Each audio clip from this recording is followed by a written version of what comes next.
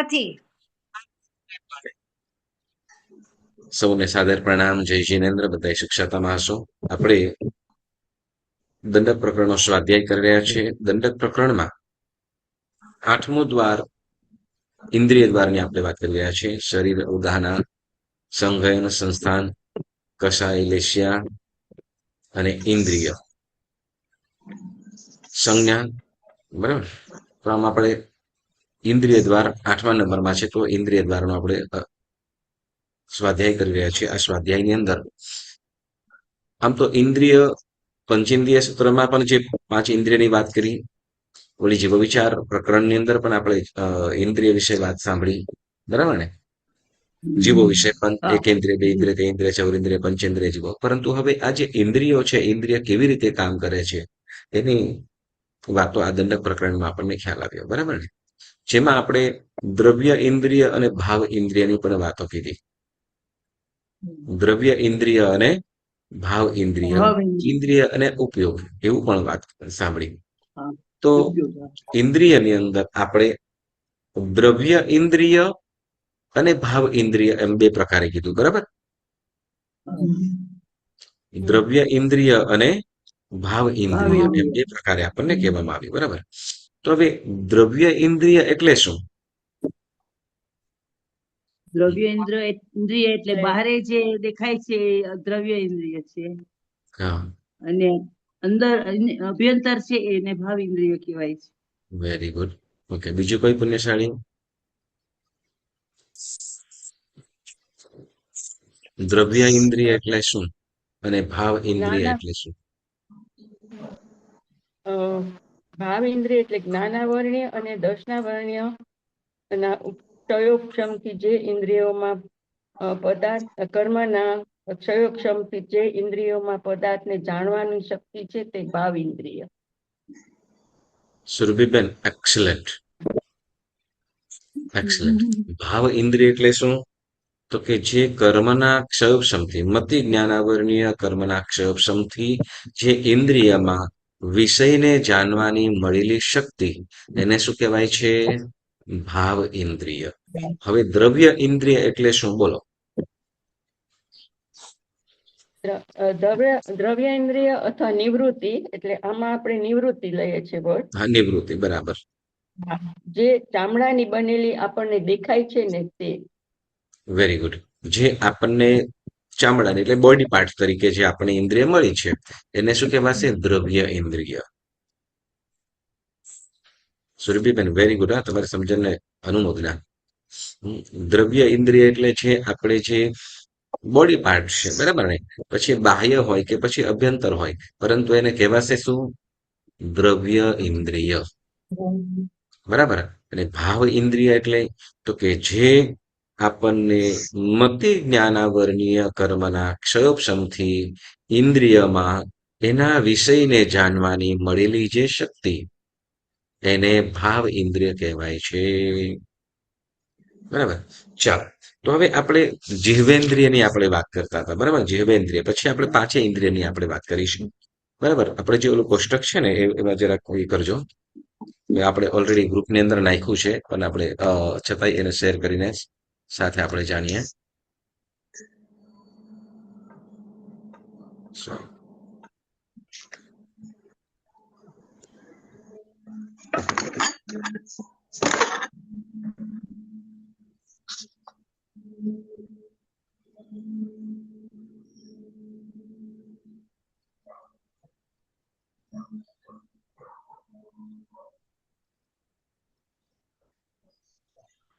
Okay, અહીંયા બધા screen ઉપર બધાને દેખાય છે થોડું? ઓકે. જેમાં આપણે દ્રવ્ય ઇન્દ્રિય અને ભાવ ઇન્દ્રિય, જે ઇન્દ્રિય કેવી રીતે કાર્ય કરે છે, જે આપણે માત્ર જે ઇન્દ્રિય કહીએ છીએ બાહ્ય દેખાતું એટલું જ નહીં, પરંતુ અંદરમાં પણ કેટલું બધું કાર્ય થતું હોય છે, તો એની આપણે વાત સાંભળીએ છીએ. તો પહેલા કે છે જીહ્વેન્દ્રિય. અહીંયા આપણે જીભથી કહે છે. જીભથી કેમ કીધું? તો કે સ્પર્શનેન્દ્રિયનો આકાર દરેક ઇન્દ્રિયની અંદર અલગ. હું શું કહ્યું? સ્પર્શનેન્દ્રિયની આકાર કેવો છે? બધા જીવોનો અલગ અલગ છે. બરાબર? જે પ્રકારનું શરીર હોય એવા પ્રકારની એની અભ્યંતર સ્પર્શનેન્દ્રિય હોય, પરંતુ જે અભ્યંતર ઇન્દ્રિય છે, બરાબર. અભ્યંતર ઇન્દ્રિય છે સ્પર્શનેન્દ્રિય સિવાયની, તો એ બાકીના બધા જીવોની એક સરખી છે. પછી સર્પ હોય કે પછી ચકલું હોય, હાથી હોય, માનુષ હોય, કબૂતર હોય કે પછી બકરી હોય, બધાયનો અભ્યંતર બાકીની ઇન્દ્રિય એટલે રસનેન્દ્રિય, ઘ્રાણેન્દ્રિય, ચક્ષુન્દ્રિય અને ક્ષુતેન્દ્રિય, આ 4 ઇન્દ્રિયોનો અભ્યંતર આકાર બધાયનો સરખો છે. બાહ્ય આકાર બધાયનો જુદો જુદો હોઈ શકે, બરાબર. તો હવે આપણે અહીંયા જીભ, તો જીભનો આકાર પણ, બરાબર, જીભનો બાહ્ય આકાર પણ અલગ અલગ હોઈ શકે, બરાબર ને? બધાયનો અલગ અલગ હોય કે ન હોય? બધાનું આમ તો જુદું લગભગ હોય. હા, બધાયનો જુદો હોય એવું જરૂર નથી, બરાબર.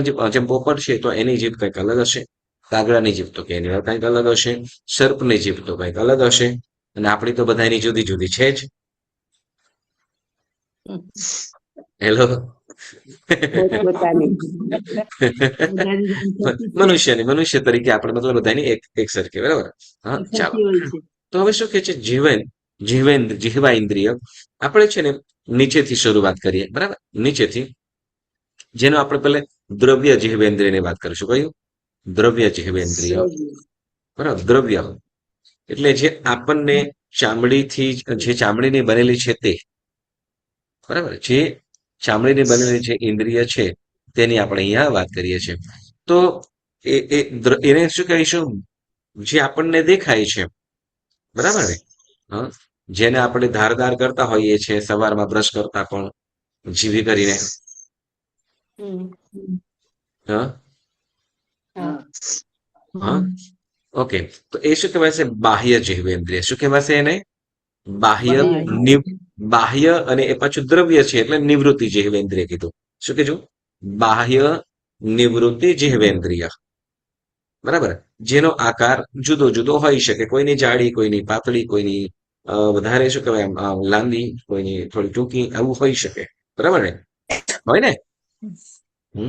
જેમાં આપણે શું કહેવાય કે કદાચ સ્કૂલની અંદર ભણતા તે વખતે ટીચર કહેતા કંઈક હોય તો કે જીભ આની આવડી હોય તો એની શું કહેવાય, ઓકે, એવું તો કર્યું જ છે કે પોતાની જીભ નાકે અડાડવાનું કાર્ય કર્યું છે કોઈ વખતે ભણતા હતી વખતે? હે, જીભને નાકે અડાડવાનું કેટલે સુધી પહોંચી શકે એમ કર્યું જ હશે ને? ચોક્કસ. હે, રમત હતી એ, બરાબર. તો કે કોઈકની અડતી હોય, કોઈકની ના અડતી હોય, કોઈકની જાડી હોય, કોઈકની પાતળી હોય, તો બાહ્ય જીભ બધાની અલગ અલગ છે. પછી કે છે અભ્યંતર, બરાબર ને? અભ્યંતર જીહવેન્દ્રિય, જેનો આકાર કીધો કેવો કીધો? તો કે અસ્ત્રાની ધાર જેવો. કેવો? અસ્ત્રાની ધાર જેવો આકાર વાળો કીધો. એને આપણે શું કીધું? અભ્યંતર નિવૃત્તિ જીહવેન્દ્રિય. અભ્યંતર નિવૃત્તિ જીહવેન્દ્રિય, બરાબર. આ બંને શેની છે? ચામડાની, બરાબર ને? ચામડાની નિવૃત્તિ. હવે કે છે, હવે આપણે અત્યારે જે વાત કરી રહ્યા છીએ કઈ, તો કે દ્રવ્ય જીહવેન્દ્રિયની, દ્રવ્ય ઇન્દ્રિયની, અને એમાં જીભ રસનેન્દ્રિયની વાત કરી રહ્યા છીએ. હવે ત્યાર પછી કે છે, એનાથી આપણે ઉપર વધીએ તો ઉપકરણ જીહવેન્દ્રિય, બરાબર. જે 1 નંબર દેખાય છે, 1 નંબર લખેલો છે, બરાબર. ઉપકરણ જીહવેન્દ્રિય જેને કહેવામાં આવ્યું, અને નિવૃત્તિ જીહવેન્દ્રિય. શું કહેવાશે? ઉપકરણ જીહવેન્દ્રિય અને નિવૃત્તિ જીહવેન્દ્રિય, બરાબર. હવે નિવૃત્તિ જીહવેન્દ્રિય એટલે નિવૃત્તિ જીહવેન્દ્રિય એટલે તો કે અંદરમાં જે છે, બરાબર. તો નિવૃત્તિ જીહવેન્દ્રિય છે એ તો કે જે અભ્યંતર ઇન્દ્રિયની અંદર પણ જે કેટલાક સેન્સ રહેલા છે, સેન્સને પકડવાની શક્તિ. જીભ પોતાનો વિષય હોય, કે જીભનો વિષય શું છે? ચાખવાનું, બરાબર ને? બરાબર. તો ચાખવાનું, તો કે એ ચાખવાનું જે છે શું કરે છે? તો ચાખવાનું જે એના એવા સેન્સ રહેલા છે, બરાબર. એના એવા સેન્સ રહેલા છે, તો એ સેન્સ શું કરે છે? તો કે સેન્સ એ ત્યાં રહેલા જે ઉપકરણ દ્રવ્યેન્દ્રિય એટલે તો કે એની અંદર રહેલી શક્તિ, એની અંદર રહેલી શક્તિ, એને શું કહેવાશે? ઉપકરણ જીહવેન્દ્રિય. પેલા નિવૃત્તિ જીહવેન્દ્રિય એટલે શું?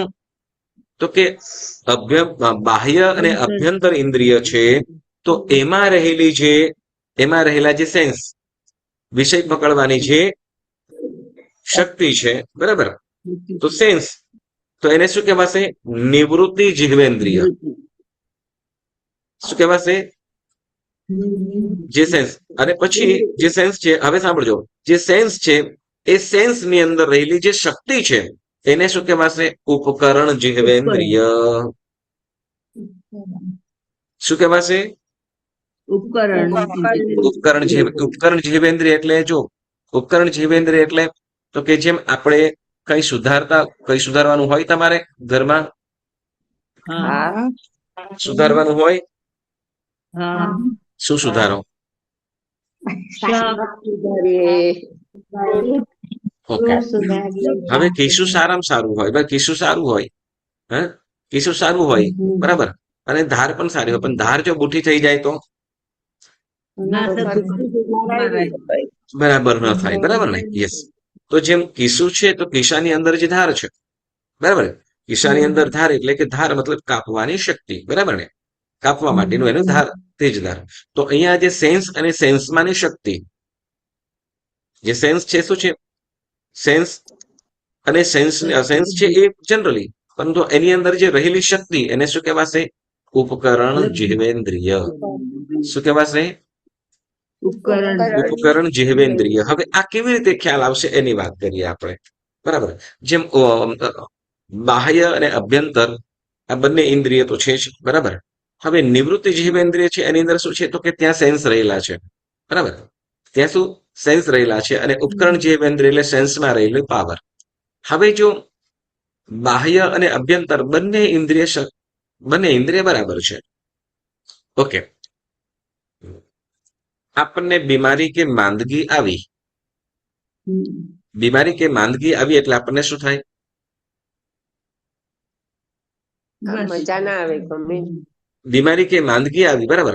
હવે જે આપણને ચટાકા પટાકા વાળું ખાવાનું ગમતું, જે ભોજન ભાવતું, બરાબર ને? બરાબર. અને એ જીભ પણ એની એ છે, અભ્યંતર ઇન્દ્રિય પણ એની એ છે, પણ એની અંદર રહેલા જે સેન્સ છે, બરાબર, સેન્સ પણ એના એ જ છે, સેન્સ પણ એના જ છે, પરંતુ ઉપકરણ જીહ્વેન્દ્રિય એટલે કે તો કે સેન્સમાં રહેલી જે શક્તિ છે, જેને આપણે ઉપકરણ જીહ્વેન્દ્રિય કહીશું, તો એનો જે શક્તિ છે, પાવર છે, સેન્સ છે, એ શું થઈ ગયું? તો કે વીક થઈ ગયા છે. શું? નબળા થઈ ગયા છે, વીક થઈ ગયા છે, કે જેના કારણે કોઈ સ્વાદ ચાખવાનું ભોજન સારું હોવા છતાં પણ ભાવતું નથી, બરાબર. તો એ શેના કારણે? તો કે જે નિવૃત્તિ જીહ્વેન્દ્રિય છે, અભ્યંતરની અંદર જે નિવૃત્તિ મતલબ તો કે ઉપકરણ જીહ્વેન્દ્રિય છે, જે સેન્સ, જે એની જે શક્તિ છે, જે એનો જે પાવર છે, એ પાવર નબળો થઈ ગયો છે, વીક થઈ ગયો છે, અથવા કામ કરતો બંધ થઈ ગયો છે, કે જેના કારણે એને શું? તો કે એ સ્વાદનો કઈ ખ્યાલ આવતો નથી, એને કઈ ગમતું નથી, બરાબર. તો એ શું થાય છે? ઉપકરણ જીહ્વેન્દ્રિય, બરાબર. અને પછી કીધું દ્રવ્ય જીહ્વેન્દ્રિય ઉપર, બરાબર. એટલે દ્રવ્ય ઇન્દ્રિયના બે વિભાગ કીધા. કયા કયા? તો કે ઉપકરણ જીહ્વેન્દ્રિય અને નિવૃત્તિ જીહ્વેન્દ્રિય, બરાબર. કયા કયા? ઉપકરણ જીહ્વેન્દ્રિય અને નિવૃત્તિ જીહ્વેન્દ્રિય. અને જે નિવૃત્તિ જીહ્વેન્દ્રિય છે એના બે વિભાગ કીધા. કયા કયા? તો કે બાહ્ય નિવૃત્તિ જીહ્વેન્દ્રિય અને અભ્યંતર નિવૃત્તિ જીહ્વેન્દ્રિય. તો કે બાહ્ય નિવૃત્તિ જીહ્વેન્દ્રિય એટલે જે આપણને જીભ દેખાય છે તે, અને અભ્યંતર નિવૃત્તિ જીહ્વેન્દ્રિય એટલે તો કે એમાં જે જીભની અંદર પણ કંઈક અસ્ત્રાની ધાર જેવા આકાર વાળું કીધું, તો એ અભ્યંતર નિવૃત્તિ જીહ્વેન્દ્રિય કીધું. તો કે આ બંને શું કરે છે? જો હવે આ બંનેનું એક સાથેનું બધાનું કનેક્શન થાય છે, ત્યારે જ એ ઇન્દ્રિય આત્મા સુધી એની આત્માની જ્ઞાન શક્તિને જાગૃત કરે છે. કેવી રીતે? તો કે આ જે જીભ છે, આપણી જીભ, તો જીભ પર કોઈ પણ વસ્તુ મૂકીએ, કોઈ પણ પદાર્થ મૂકવામાં આવે, બરાબર ને? તો એ તરત શું કરશે? તો એ અભ્યંતર ઇન્દ્રિય છે એની સાથે સંપર્ક કરશે. કોની સાથે સંપર્ક કરશે? હા, બાહ્ય જીભ છે એ અભ્યંતર જે બાહ્ય રસનેન્દ્રિય છે એ અભ્યંતર રસનેન્દ્રિયને એટલે જીહવાની સાથે એ વિષયને કનેક્ટ કરશે. હા, આપણે એમ કહીએ કે આપણા ઘરની અંદર કેટલો વોલ્ટેજ આવે છે? આપણા ઘરની અંદર ઇલેક્ટ્રિસિટીનો કેટલો વોલ્ટેજ આવતો હશે? હેલો, તમારા ઘરની અંદર ઇલેક્ટ્રિસિટીનો ઉપયોગ કરતા હશો ને? હા હા, પછી એમ નહીં કહેતા કે આંગળી નાખીને ચેક નથી કર્યું એમ નહીં બોલતા. Okay, yes. ઓકે, કેટલા મતલબ શું કે કેટલા વોલ્ટેજ નો આવતો હશે લગભગ 200, 250, 300, હમ. બરાબર. પણ જે મોટી જે મેઇન લાઈન ચાલતી હશે ત્યાં ત્યાં કેટલો હાઈ વોલ્ટેજ પાવર ચાલતો હશે? પાવરફુલ હશે. બરાબર ને? હા, હમ. બહુ જ. તો હવે એ બધો જ વોલ્ટેજ જો આપણા ઘરને શું કહેવાય ઇલેક્ટ્રિક ની અંદર આવી જાય તો શું થાય? તો કે બધું તો બ્લાસ્ટિંગ થઈ જાય. ઉડી બરાબર જાય. ને? ટીવી, ફ્રીજ જે પણ તમારું હોય બધું જ ખતમ થઈ જાય એની સાથે કનેક્ટ હમ. થયેલું હોય. બરાબર ને? પરંતુ શું કરે છે તો કે એની પણ નાની લાઈન કે જેમાં અમુક વોલ્ટેજ સુધી જ કરંટ જાય. બરાબર ને? અને એની અંદર પણ આપણા ઘરની અંદર આવતો હોય તો અમુક એની અંદર ચાલે. ભલે એ ઘરની અંદર આવતું હોય એ શું કહેવાય એ સપ્લાય થતું હોય એમાં પણ પાછું મીટરની અંદર નાખે અને એની અંદર પણ પાછો પાવર ફ્યુઝ ને વગેરે રાખે. બરાબર ને? કે જેના કારણે શું તો કે માપનું જ શું કરીએ? જાય. માપનું જાય. બરાબર ને? અને સિમ્પલ વસ્તુ છે કે કદાચ ટીવી કે ફ્રીજ તમે રાખ્યું હોય અને એમાં એ ટીવી કે ફ્રીજની અંદર પણ કરંટ જવા માટે શું કરશો? કરંટ માટે ડાયરેક્ટ નાખી દેશો કે પછી એનું શું કહેલું ઇલેક્ટ્રિક ગાર્ડ નાખશો? શું કરશો? Power pack guard power guard ને શું કહીશું કે એની અંદર શું કે કદાચ લાઇટ જાય અને ઓચિંતાનું લાઇટ વધારે પાવર આવે તો જો એ ના હોય તો શું થઈ જાય? બરાબર ને? તો જેમ શું કરે તો કે એને જોઈતો એટલો જ શું કહે એને જોઈતો એટલો જ કરંટ એની અંદર જવા દે. બરાબર ને? શું કહીશું એને? Safe guard. Safe guard. બરાબર. હા, તો જેમ શું કહેવાય તો કે આપણે આ ઇન્દ્રિય છે. બરાબર ને? જેમ રસનેન્દ્રિય છે કે ચક્ષુન્દ્રિય છે કે કર્ણેન્દ્રિય, ઘ્રાણેન્દ્રિય, તો આ બધું જ સેમ કાર્ય કરે છે. શું તો કે દ્રવ્ય ઇન્દ્રિય શું કરે છે તો કે એને એ વિષયને જાણવા માટેની શક્તિ પૂરતો છે અંદર અભ્યંતર ઇન્દ્રિય સુધી પહોંચવા દે. બરાબર? એના સુધી જ એટલું જ પહોંચવા દે અને એ પ્રમાણે શક્તિ આપે. બરાબર ને? ઓકે, તીખું છે અથવા ગળ્યું છે.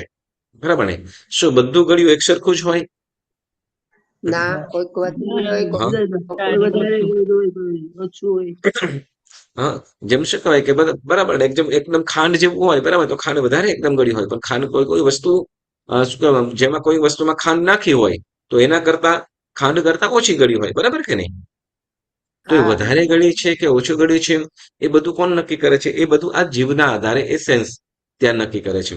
એટલે આપણે કહીએ કે કોઈ પણ વસ્તુ જે મુખ્ય બાહ્ય ઇન્દ્રિય સાથે જે બાહ્ય ઇન્દ્રિય સાથે જીભ સાથે કનેક્ટ સ્પર્શ થયો અને એ કોની સાથે કર્યું? આગળ કોને વધાર્યું? તો કે અભ્યંતર ઇન્દ્રિયને કનેક્ટ કર્યું. કોને? અભ્યંતરી. બાહ્ય ઇન્દ્રિય છે એ અભ્યંતર ઇન્દ્રિયને કનેક્ટ કરી આપ્યું અને અભ્યંતર ઇન્દ્રિય સાથે કનેક્ટ થયું. હવે એ અભ્યંતર ઇન્દ્રિય કોની સાથે કર્યું? તો કે નિવૃત્તિ જીવેન્દ્રિય છે ત્યાં. નિવૃત્તિ જીવેન્દ્રિય છે ત્યાં. બરાબર? એટલે કે જ્યાં અભ્યંતરની અંદર રહેલું જે સેન્સ વગેરે છે ત્યાં એને જાગૃત કર્યા. હવે એ ત્યાં સુધી પહોંચાડ્યું અને ત્યાં એના જે સેન્સ છે એને જાણવાનું શરૂ કર્યું. કેટલું ગળ્યું છે, કેટલું મીઠું છે વગેરે. તો એ જે ઓલા જે ઉપકરણ જીવેન્દ્રિય છે એ આ સ્વાદને જાણવાનું કાર્ય કોને કર્યું? તો કે ઉપકરણ જીવેન્દ્રિય. કોને? ઉપકરણ જીવેન્દ્રિય. પણ એ ઉપકરણ જીવેન્દ્રિય સુધી આ બાકીની ત્રણ કાર્યો સેન્સ હતા એને જાગૃત કર્યા. ઉપકરણ જીવેન્દ્રિય એ જે શક્તિ છે એને જાગૃત કોને કરી? તો કે નિવૃત્તિ જીવેન્દ્રિય. પણ નિવૃત્તિ જીવેન્દ્રિય સુધી પહોંચાડ્યું. નિવૃત્તિ જીવેન્દ્રિય સુધી પહોંચાડ્યું કોને? તો કે અભ્યંતર નિવૃત્તિ જીવેન્દ્રિય. બરાબર? અભ્યંતર પાસે પહોંચાડ્યું કોને? તો કે બાહ્ય નિવૃત્તિ જીવેન્દ્રિય. એટલે ઉપકરણ જીવેન્દ્રિય છે એ સેન્સ છે ત્યાં. સેન્સ જાગૃત સેન્સમાં જે પાવર છે ને એ નિવૃત્તિ જીવેન્દ્રિય એટલે તો ચામડીનું છે. જેમ તલવારની ધારની અંદર જેમ કાપવાની શક્તિ હોય કે કિશુમાં જેમ કાપવાની શક્તિ હોય. બરાબર ને? કિશુ હોય તો કિશુને સુધારવા માટે જેમ એની ધારની જરૂર પડતી હોય તો એ નિવૃત્તિ એ ધાર જેવું કાર્ય કરે છે. શું? ધાર જેવું કાર્ય કરે છે. અને એમાં ઓલું જે ધારની અંદર જે કાપવાની કે સુધારવાની જે શક્તિ છે એ ઉપકરણ જીવેન્દ્રિય, એટલે ઉપકરણ જીવેન્દ્રિય સેન્સનું કાર્ય કરે છે. હા, જે અંદર સેન્સ રહેલા છે તો એ સેન્સનો પાવર એટલે ઉપકરણ જીવેન્દ્રિય. સેન્સ જાગૃત થાય એનાથી સ્વાદ કેવો છે, ગળ્યો છે, ખાટો છે, મીઠો છે, તીખો છે, તો એને એ સારી રીતે જાણી શકે છે. અને એ ઉપકરણ જીવેન્દ્રિય હવે કોની સાથે કરે છે? ઉપકરણ જીવેન્દ્રિય છે તો એ ઉપકરણ જીવેન્દ્રિય આત્મા સાથે કનેક્ટ થાય છે. કોની સાથે? બધું જ આત્મા સાથે, પરંતુ શું તો કે એનાથી આત્મા જાણે છે. બધું જ આ બધું કરે છે કોણ? આત્મા જ. બધું કરે છે કોણ? આત્મા જ. પરંતુ બધી વસ્તુઓના અલગ અલગ છે, ડિપાર્ટમેન્ટ છે. આપણું જીવા ધારો કે આપણે બોલી રહ્યા છે, તમે સાંભળી રહ્યા છો, બરાબર? તો તે વખતે આ બધું જ જેમ શું કહેવાય કે હવે આપણે જેમ દ્રવ્ય, ઓકે, પેલા દ્રવ્ય જીવેન્દ્રિય પૂરું કર્યું, હવે આપણે ભાવ જીવેન્દ્રિયની વાત કરી લઈએ અને પછી આપણે બાકીની ઇન્દ્રિય લઈએ ગમે તે. પછી કહે છે ભાવ જીવેન્દ્રિય. કયું? ભાવ જીવેન્દ્રિય. હવે ભાવની અંદર માત્ર બે જ વસ્તુ છે. ભાવની અંદર માત્ર બે જ વસ્તુ છે. શું? પેલા તો ભાવ જીવેન્દ્રિય એટલે તો કે મતિ જ્ઞાનાવર્ણીય કર્મના ક્ષયોપશમથી જે જ્ઞાન શક્તિ જાગૃત થાય એને શું કહેવાશે? હા, એટલે વિષય જાણવાની, બરાબર, કે ઇન્દ્રિયના વિષયને જાણવાની શક્તિ જે જાગૃત થાય અથવા જે વિષયને જાણવાની જે શક્તિ મળેલી છે એને શું કહેવાશે? ભાવ ઇન્દ્રિય અથવા ભાવ જીવેન્દ્રિય. ફરીથી ને, વિષયના બરાબર ઇન્દ્રિયના વિષયને જાણવાની જે મળેલી શક્તિ, શેનાથી શક્તિ મળી છે? તો કે મતિ જ્ઞાનાવર્ણીય કર્મના ક્ષયોપશમથી. તો એ મતિ જ્ઞાનાવર્ણીય કર્મના ક્ષયોપશમથી ઇન્દ્રિયના વિષયને જાણવાની જે મળેલી શક્તિ એને ભાવ ઇન્દ્રિય કહેવાય છે. બરાબર. હવે ભાવ ઇન્દ્રિયની અંદર બે વસ્તુ કીધું. ભાવ ઇન્દ્રિયમાં બે વસ્તુ કીધું. કયું? તો કે લબ્ધિ અને ઉપયોગ. જેને કહીશું લબ્ધિ જીવેન્દ્રિય અને ઉપયોગ જીવેન્દ્રિય. કયું કહીશું? લબ્ધિ જીવેન્દ્રિય અને ઉપયોગ જીવેન્દ્રિય. બરાબર. હવે કેવી રીતે લબ્ધિ એટલે તો કે જે લબ્ધિ એટલે જે શક્તિઓ મળેલી છે અને એ શક્તિ આમ ને આમ પડેલી છે, મતલબ આત્મા સાથે પડેલી છે. તો એ આત્મા સાથે રહેલી છે તો એને આપણે લબ્ધિ ઇન્દ્રિય કહીશું. શું? લબ્ધિ ભાવ જીવેન્દ્રિય અથવા લબ્ધિ ભાવ ઇન્દ્રિય, ગમે તે. પછી આંખની હોય તો ચક્ષુન્દ્રિય, લબ્ધિ ભાવ ચક્ષુન્દ્રિય અથવા લબ્ધિ ભાવ ઘ્રાણેન્દ્રિય. બરાબર. તો જે મળેલી જે શક્તિ છે એને શું કહીશું? લબ્ધિ. બરાબર. લબ્ધિ ભાવ જીવેન્દ્રિય. જેમ અત્યારે આપણા જીભની અંદર ચાખવાની શક્તિ છે કે નહીં? બોલો, કયો સ્વાદ ચાખી રહ્યા છો? અત્યારે વાપરતા નથી. હા, બરાબર ને, શક્તિ છે ને આપણી પાસે, પણ અત્યારે એનો ઉપયોગ કરતા નથી, એટલે પરંતુ છે, એટલે શક્તિ છે તો એને શું કહેવાશે? લબ્ધિ ભાવ જીવેન્દ્રિય. શું કહેવાશે? લબ્ધિ ભાવ જીવેન્દ્રિય. કેમ કે અત્યારે વાપરતા નથી. બરાબર. માનું જ્યારે જમતા હોઈએ અથવા કોઈ પણ ખાણીપીણી વગેરે કરતા હોઈએ તો તે વખતે પદાર્થ મોઢામાં મૂકીએ, ખાદ્ય પદાર્થ કોઈ પણ મોઢામાં મૂકીએ એટલે તરત એનો સ્વાદ આવે. બરાબર ને? તરત સ્વાદ આવે. અને તે વખતે ખાટો છે, મીઠો, કડવો, તીખો, કેવું છે, સ્પાઇસીસ, યમ્મી વગેરે કંઈક આપણે કહેતા હતા ને થોડું. તો એ ઉપયોગ, તો તે વખતે એ શું થાય છે? તો જીભનો જે ઉપયોગ થાય છે, જીભનો જે રસનેન્દ્રિયનો ઉપયોગ થાય છે રસ ચાખવાનો, તો તે વખતે જે શક્તિનો ઉપયોગ થાય છે એને ઉપયોગ ભાવ જીવેન્દ્રિય કહેવાશે. તો એ ઉપયોગ કરીએ છીએ, એ જે શક્તિ મળેલી છે એનો ઉપયોગ થાય છે શેના કારણે એ શક્તિનો ઉપયોગ કરીએ છીએ? મતિ જ્ઞાનાવર્ણ્ય કર્મના ક્ષમથી જે મળેલી શક્તિ છે, પદાર્થમાં રહેલા રસને જાણવાની શક્તિ, તો એને લબ્ધિ, ભાવ જીવેન્દ્રિય. લબ્ધિ નહીં, ઉપયોગ. મારી વતાઈ ના લાગો. ઉપયોગ ભાવ જીવેન્દ્રિય. બરાબર ને? જીવેન્દ્રિય કેમ? તો કે જીભ. રસને કોણ જાણશે? જીભ. બરાબર ને? હા, યસ. એમ તો જીભ વડે જાણે છે, તો એને શું કહેશું? લબ્ધિ અને ઉપયોગ, એમ બે પ્રકારની અહીંયા ઇન્દ્રિય કહેવામાં આવ્યું છે. તો એમ આપણે તમને કદાચ એવું તમને થોડું સમજાયું હશે, ભાવ જીવેન્દ્રિય અને દ્રવ્ય જીવેન્દ્રિય. બરાબર. તો હવે આપણે એ પ્રમાણે આપણે બીજી કોઈ ઇન્દ્રિયની વાત કરીએ. હવે તમે કોઈ ઇન્દ્રિયનું નામ કહો તો આપણે એ પ્રમાણે કરીએ. બોલો, કઈ ઇન્દ્રિયથી આપણે ઘટાવીશું?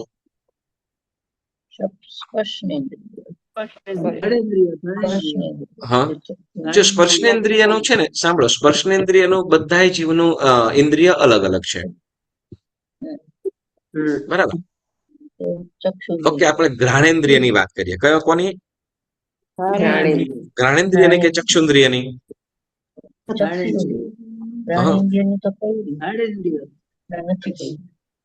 શેની કરીએ? જ્ઞાનેન્દ્રિય. ચાલો, જ્ઞાનેન્દ્રિયની કરીએ. ચાલો, ઓકે, બરાબર. હવે જ્ઞાનેન્દ્રિયમાં પણ આ જ પ્રમાણે આપણને 5 પ્રકાર કહેશે.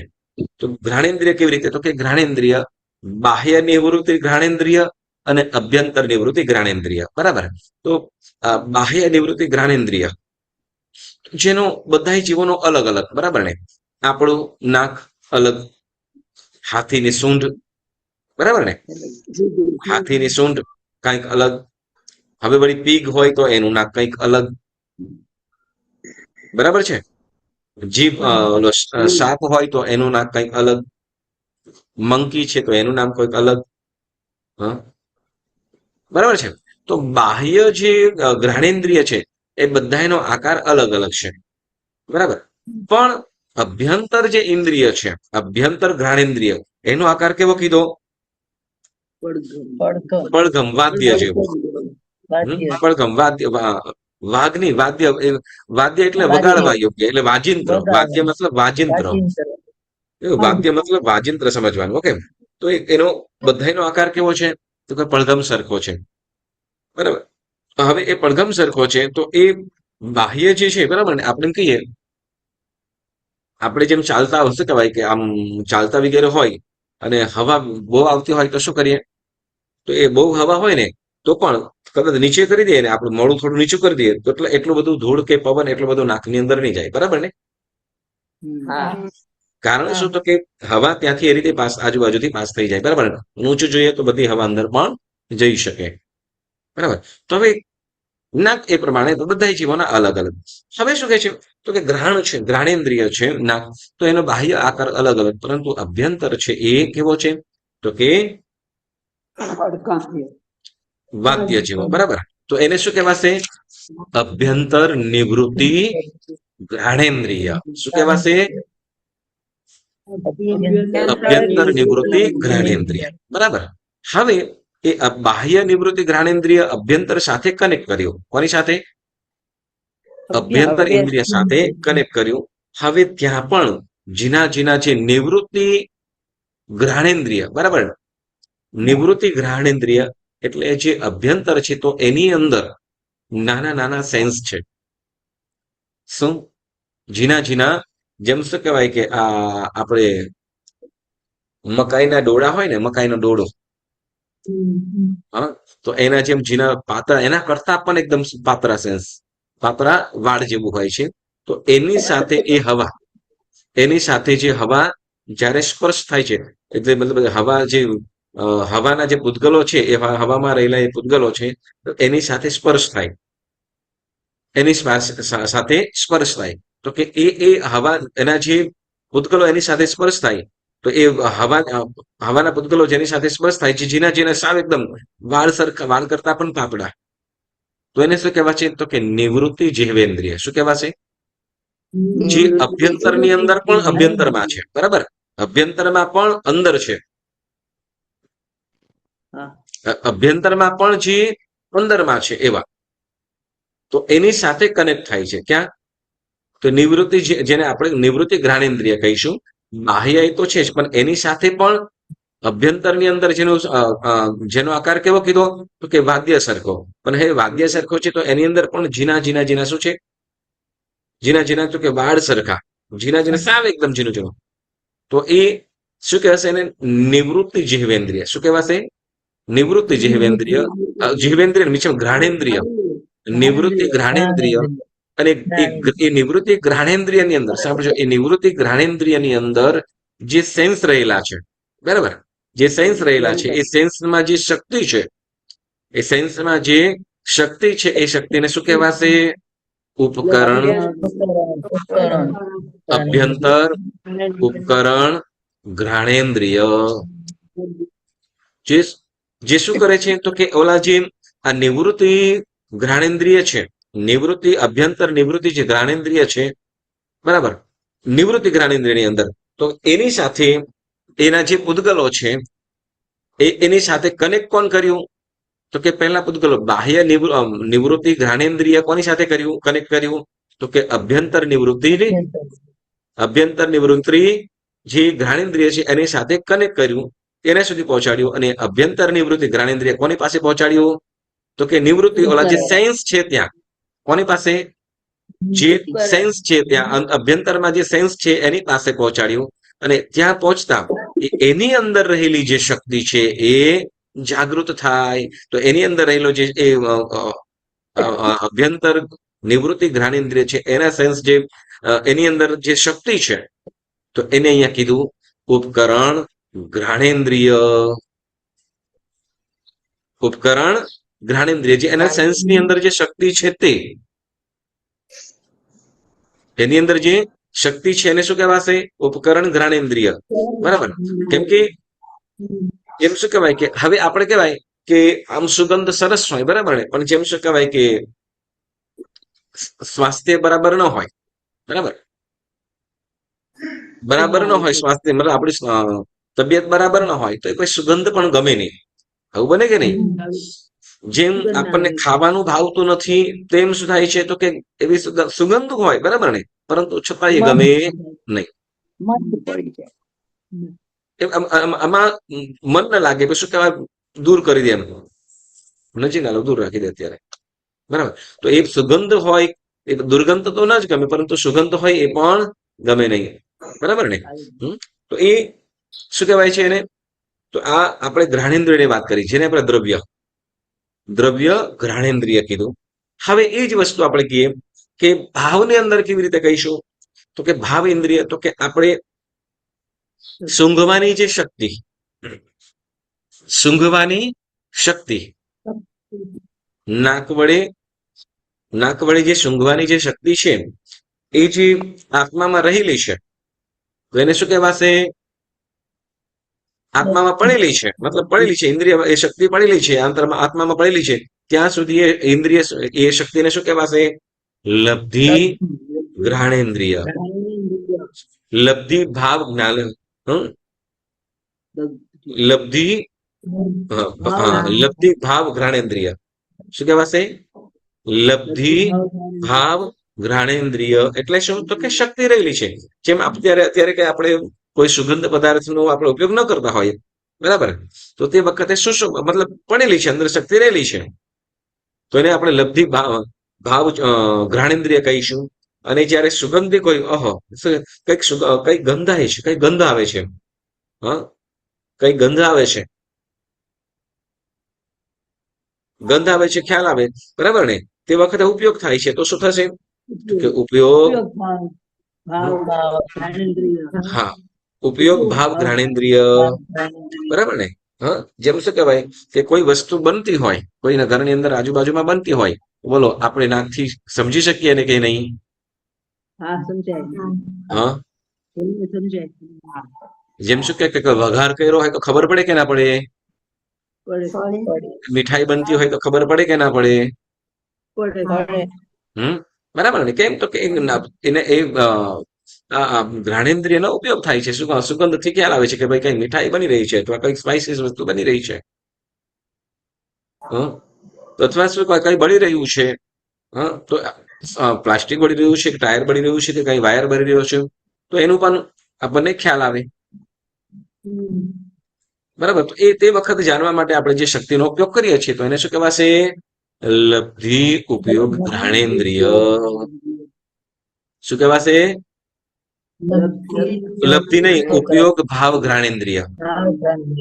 લબ્ધિ તો જે પડેલું છે આત્મામાં, જે રહેલી શક્તિ, આત્મામાં રહેલી જે શક્તિ છે, તો એને શું કહીશું? ઉપયોગ ખાલી આત્મામાં રહેલી શક્તિ છે, ઉપયોગ નથી ચાલુ. ઓકે, ચાલો. જેમ આપણે કહીએ, તમે બધા બેઠા છો ને અત્યારે, હા બધા બેઠા છો, બધાની પાસે ચાલવાની શક્તિ છે. બરાબર. તો ચાલવાની શક્તિ છે પરંતુ ઉપયોગ નથી કરતા, તો અત્યારે શું કહેવાશે? એ તો કે લબ્ધિ. બરાબર. અને જ્યારે જેમ ચાલીએ તો એનો ઉપયોગ, પગનો ઉપયોગ. તો આપણને જે પગ છે, બરાબર, પગમાં પગ અને પગમાં મળેલી ચાલવાની જે શક્તિ, તો અત્યારે આપણે પગને પલાઠી વાળીને બેસી ગયા છીએ, તો તે વખતે શું કહીશું? તો કે પગની શક્તિને લબ્ધિ ઉપયોગ, લબ્ધિ, હા, લબ્ધિ તરીકે. બરાબર. અને જ્યારે ચાલતા હોય ઉભા થઈને ચાલવાનું શરૂ કર્યું તો ઉપયોગ થયો, પગનો ઉપયોગ. તો પગ લબ્ધિ સ્વરૂપે, અને જ્યારે ચાલીએ ત્યારે ઉપયોગ સ્વરૂપે, જેમ એ પગની શક્તિ. તો એવી રીતે અહીંયા જે ઇન્દ્રિય છે, તો ઇન્દ્રિયમાં રહેલી જે શક્તિ, એ જ્યાં સુધી એનું જ્યારે કામ ન હોય તે વખતે આત્મામાં રહેલી છે, તો તે વખતે એને શું કહીશું? લબ્ધિ ભાવ. બરાબર. લબ્ધિ ભાવ ઇન્દ્રિય. અને જ્યારે એ ઇન્દ્રિયનો ઉપયોગ કરીશું, જ્યારે ઇન્દ્રિયનો ઉપયોગ કરીશું ત્યારે ભાવ ઉપયોગ જીવે, ભાવ ઉપયોગ ઘ્રાણેન્દ્રિય. તો હવે એ રીતે આપણે આંખ, એ રીતે આંખનું પણ ઘ્રાણેન્દ્રિય, આંખ માટે પણ થઈ જાય. બરાબર. આંખ માટે પણ જેમ કેવી રીતે? તો કે બાહ્ય આંખ, બરાબર, બાહ્ય આંખ આપણને દેખાય છે, પાપણ ને વળિયાનો જે વચ્ચે આપણે શું કહીએ, અંદર શું કહીએ? જે બ્લેક બોલ બને, બ્લેક બોલ કહીશું ને, કે કાળા ડોળા કહીએ, શું કહીએ? તો આપણને જે દેખાય છે એ શું કહીશું? તો કે બાહ્ય ચક્ષુન્દ્રિય, બાહ્ય નિવૃત્તિ ચક્ષુન્દ્રિય. અને એની અંદર રહેલું છે તો એને આપણે શું કહીશું? અભ્યંતર નિવૃત્તિ ચક્ષેન્દ્રિય, જેને આપણે કીકી એમ કહેવામાં આવે છે. તે અભ્યંતર ઇન્દ્રિયમાં શું આવશે? કીકી. કીકી એ પણ બાહ્યમાં જ આવશે. કીકી એ પણ શું કહીશું? બાહ્યમાં જ. પરંતુ એની અંદર જે અભ્યંતર ઇન્દ્રિય છે, બરાબર, અભ્યંતર ઇન્દ્રિય, જેનો આકાર કેવો કીધો? તો કે મસૂરની દાળ સરખો. બરાબર છે ને?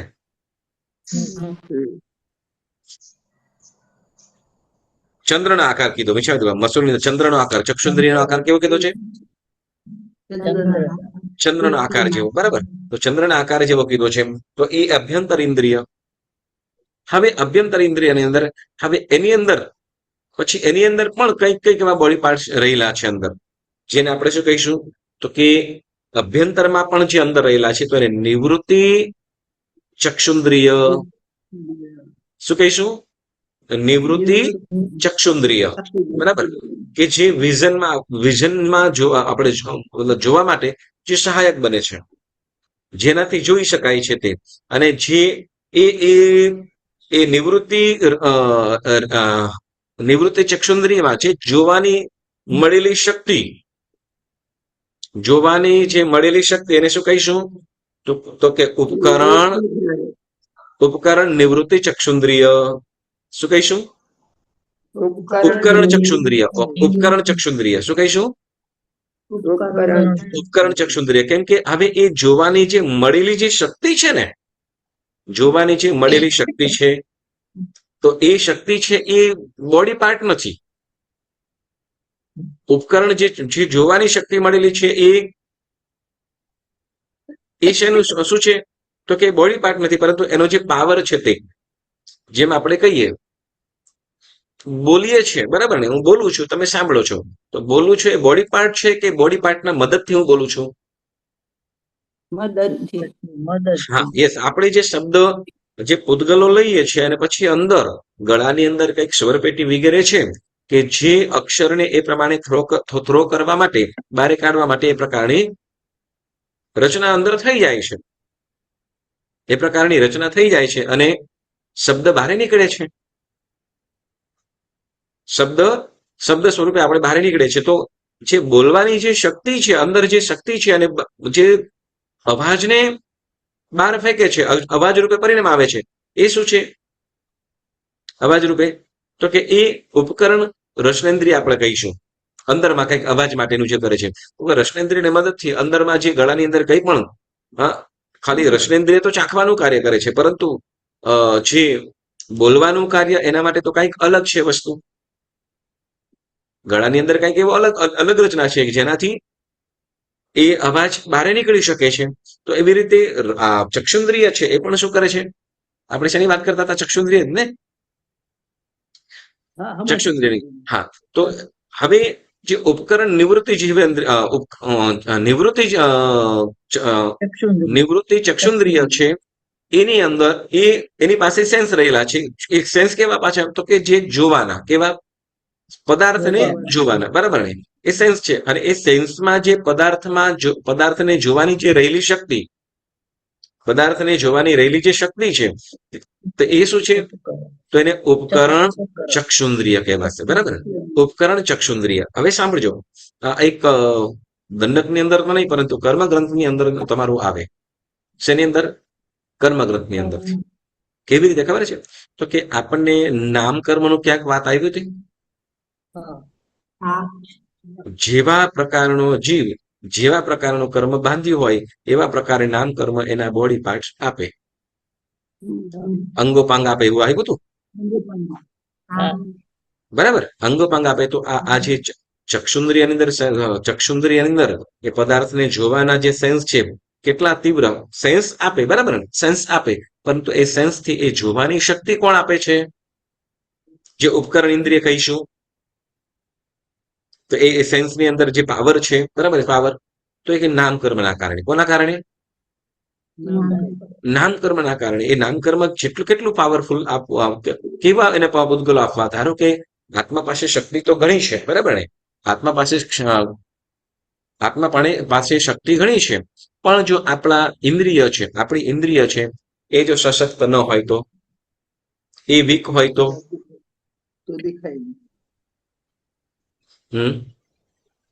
સિમ્પલ વસ્તુ કહું, ઈલાબેન, તમે હાઈ સ્પીડની અંદર ગાડી ચલાવી શકો એમ છો, બરાબર? અને ફૂલ કોન્ફિડન્સ ને બધી રીતે કદાચ રેસમાં ભાગ લેવો હોય લઈ શકો એમ છો, બરાબર? પણ એમ કહેવાય કે તમારી પાસે ગાડી જ સાવ નબળી હોય, 20-30 થી ઉપર જાય નહીં, તો તમે શું કરો? તો ના કામ, રેસમાં ના રહેવાય, બરાબર? શું કહેવાય કે તમારી પાસે પાવર છે, શક્તિ કરી શકો એમ છો, બરાબર ને? પરંતુ જો વસ્તુ જો તમારી પાસે બરાબર ન હોય તો એ કાર્ય થઈ શકે નહીં. બસ એ પ્રમાણે શું થાય? તો કે આ ઉપકરણ જીવેન્દ્રિય પણ શું કરે છે? તો કે નિવૃત્તિ જીવેન્દ્રિય જે પ્રમાણે હોય એ પ્રકારે એની ઉપકરણ જીવેન્દ્રિય એટલે જે જ્ઞાન તંતુઓ જેને કહેવામાં આવ્યા, જેની જોવાની જે શક્તિ છે, જે જોવાની શક્તિ છે એ એટલી એને પાવરફુલ મળી શકે નહીં. એટલે આ ઉપકરણ જીવેન્દ્રિય શું કરે છે? તો કે આંખની અંદર જોવા માટેની જે શક્તિ છે, બરાબર, એ આ નિવૃત્તિ જીવેન્દ્રિય અને એ જ્ઞાન તંતુ વડે એ જોવાની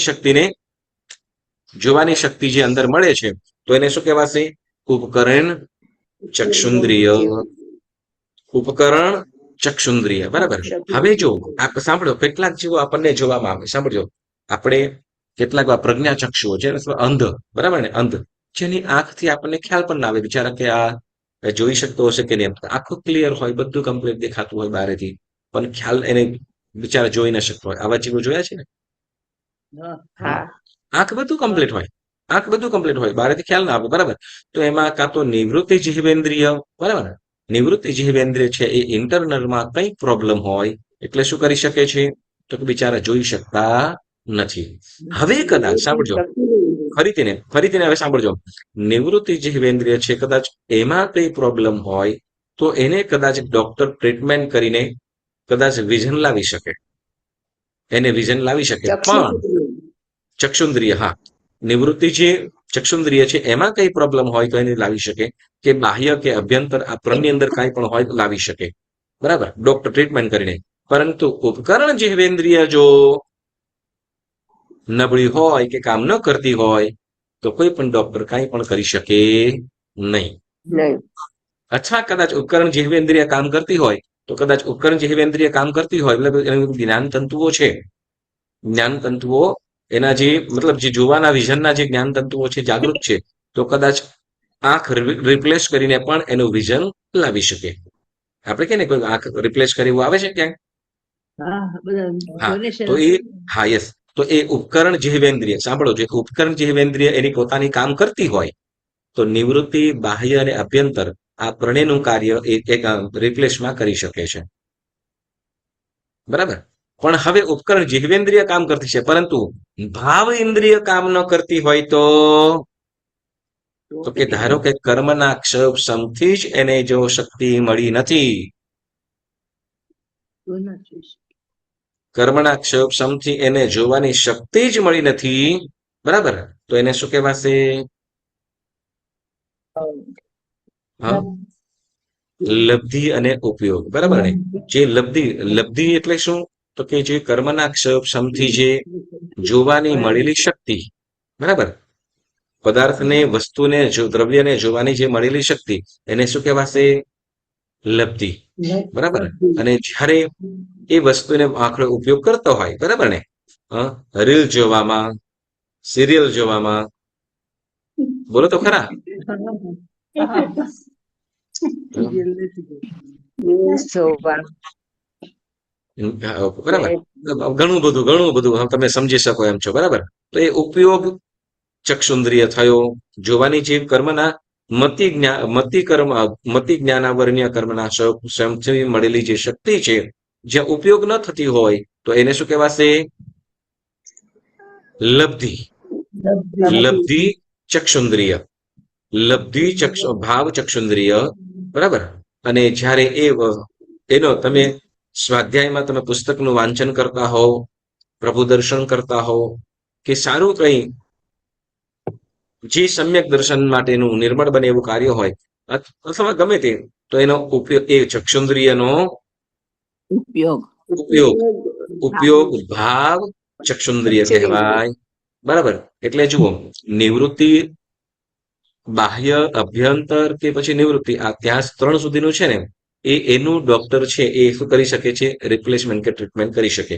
પરંતુ ઉપકરણ અને ભાવ ઇન્દ્રિય એનું થઈ શકતું નથી. જેમ કહેવાય કે ભાઈ, શું કહેવાય કે મોબાઈલ ગમે એટલું જોતા હોઈએ, પરંતુ જેવું તબિયત બગડે એટલે શું કહેવાય કે દૂર રહે તો સારું, બરાબર. કઈ જોવું પણ ગમે નહીં, ઊંઘ આવતી ન હોય પરંતુ કઈ જોવું પણ ગમે નહીં, બરાબર ને. આવું થાય, યસ, બરાબર. તો આ દ્રવ્ય ઇન્દ્રિય અને ભાવ ઇન્દ્રિય, આ પ્રમાણે આપણે વિષય અહીંયા પૂરો કરીએ. હવે આવતી વખતે કઈ નવો વિષય પાછા આપણે જે નીચે છે 9મો દ્વાર સમુદ્ઘાત દ્વાર છે, તો એની આપણે વાતો કરીશું. પણ એ પહેલા તમને થોડાક પ્રશ્નો પણ આપેલા છે અને પાછા પણ આપીશ, તો એનો તમારે થોડાક આન્સર લખશો એટલે તમને ખ્યાલ આવશે. ઓકે, ચાલો, તો આજનો સ્વાધ્યાય આપણે અહીંયા સ્થગિત કરીએ. જુનાજ્ઞા વિરુદ્ધ કાંઈ પણ બોલાયું હોય તો પુણ્યશાળી મનોવચનતાયાથી ત્રિવિધે મિચ્છામિ દુક્કડમ. સર્વમંગલ માંગલ્યમ સર્વકલ્યાણ કારણમ પ્રધાનમ સર્વધર્માણામ જૈનમ જયતિ શાસનમ. બોલો બોલો શ્રી ચિંતામણી પાર્શ્વનાથ ભગવાન કી જય, મહાવીર સ્વામી ભગવાન કી જય, જન શાસન દેવ કી જય. સૌને પ્રણામ. જય જિનેન્દ્ર. બધાય સુખ શાંતિમાં રહેજો. આમ